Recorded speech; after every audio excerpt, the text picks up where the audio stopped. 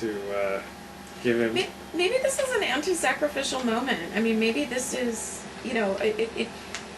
he's making it so hard. He's making it so difficult to actually, first of all, pass judgment on somebody and put them to death, and then to sacrifice something. He's not sacrifice happy. He's making it pretty difficult.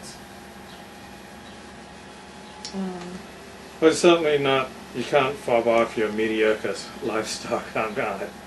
Right. Because, if you had to, get rid of something, if, the synagogue said, bring 1/10 of your apples, you probably wouldn't give the shiny, delicious one. You'd give the moldy one. So, you'd give if you say, give 1/10 of your children.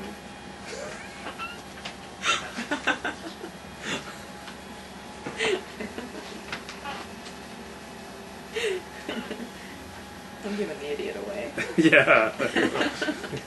Sorry, son. Jewish schools just don't provide enough special needs tutoring. So I dig this. Pelt them with stones so that they die if you catch someone worshipping strange gods. So, chapter 17. Someone who prostrates himself over strange gods, but you've got to have witnesses. So. Did you see the stoning of Sariah, Ann? I did, and that's what keeps going through my mind as I read this. I really never knew what stoning was. I just imagined that everybody would get into a circle, and then there would be one person just running around like crazy in the middle of the circle, and people would be hurling stones. I didn't realize that, you're buried up to your waist at least, and then pelted with stones. I mean, that was one of the most barbaric things I've ever seen. It was one of the most, horrifying movie. The Amazing stoning of movie, Sariah, and it's based on a true event. These stonings still go on in Iran today. They have not gone on in Jewish life for at least 3,000 years ago, if they ever went on.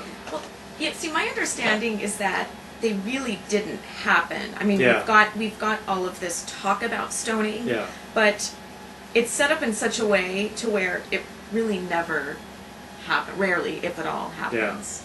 And that's what's so interesting to me about the intricacy of the biblical text, as opposed to the way in which it's carried out in these, radical, extremist, Muslim societies. There's the text, and it provides a death penalty for a lot of different sins, but Jews didn't actually carry this out. We just don't have a record of that. We've not been a people that's constantly putting our own to death for committing sins.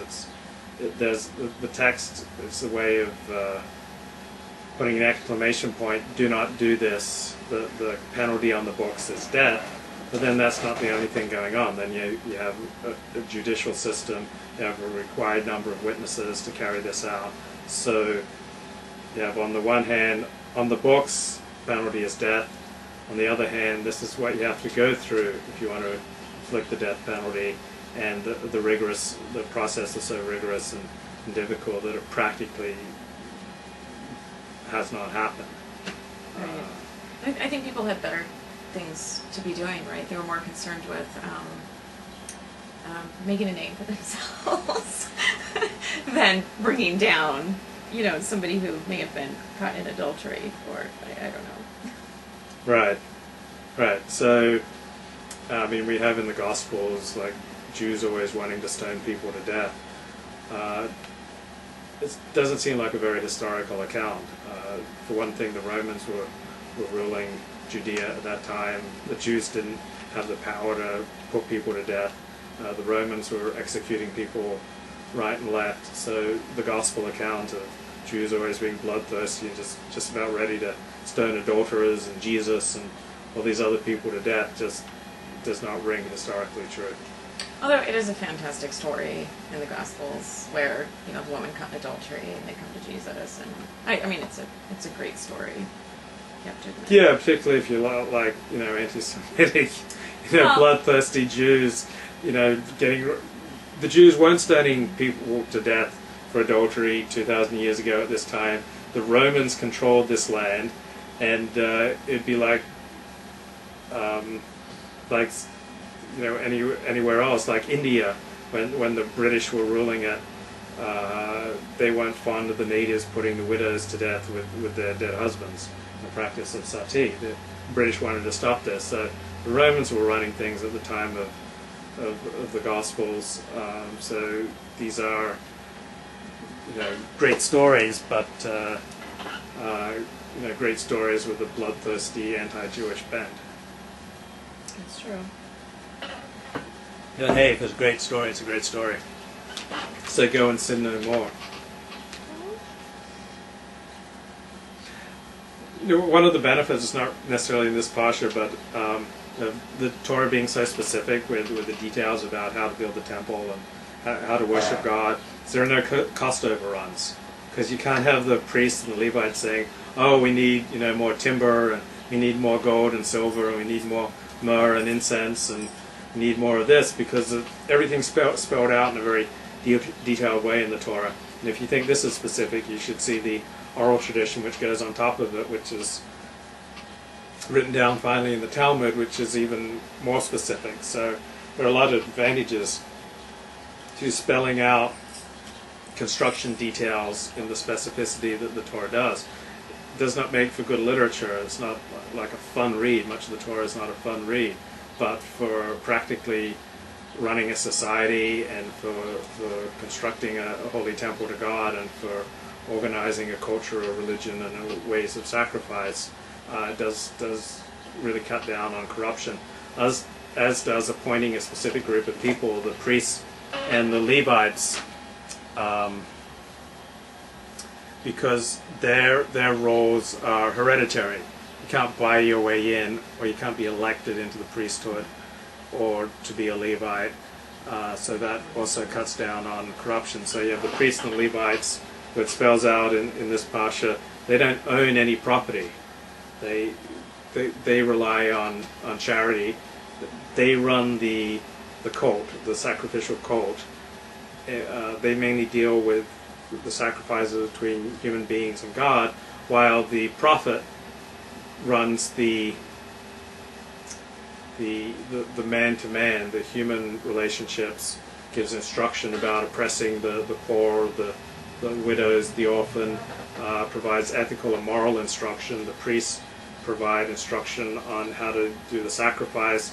Priests and Levites don't own land. You have all these very separate roles for different tribes, different peoples, different groups in the kind of a separation of powers in the Torah Constitution. Well, but just to go back to the whole, in the beginning about, the person making the judgment shouldn't even be able to recognize the face of the person who's being judged. It's crazy talk, because the person who is in a position to make that judgment probably knows everybody in the community. So it's almost as if these judgments can't be made. I mean, people have their roles that actually can't be fulfilled. So it's not just that, there's a structure. It's almost a structure of impossibility that I think is really interesting. Well, I'm sure if we consulted the commentaries, it would spell out what exactly does it mean, don't look at someone's face, or don't respect someone's presence. I'm sure it means don't give undue favoritism, like if... Right, but you can say don't give undue favoritism, but that's not really something that can be monitored. So I think what is being said there is, if there's any possibility or potential for playing favorites, so to speak, you have to extricate yourself from it. And it just seems to me that potential would always be there in a community where the person who's making the judgment knows everybody. So I mean, this is one of those instances where I think it's a structure of impossibility. I mean, if we read it critically. I remember when I was going through my conversion, the rabbi in charge of the Beit Din said, "I don't want to see one word about me on your website, because it could affect my judgment of whether I let you through this process or not." So there are all sorts of safeguards to who makes a good posek. A posek is someone who decides on Jewish law, and and it takes certain skills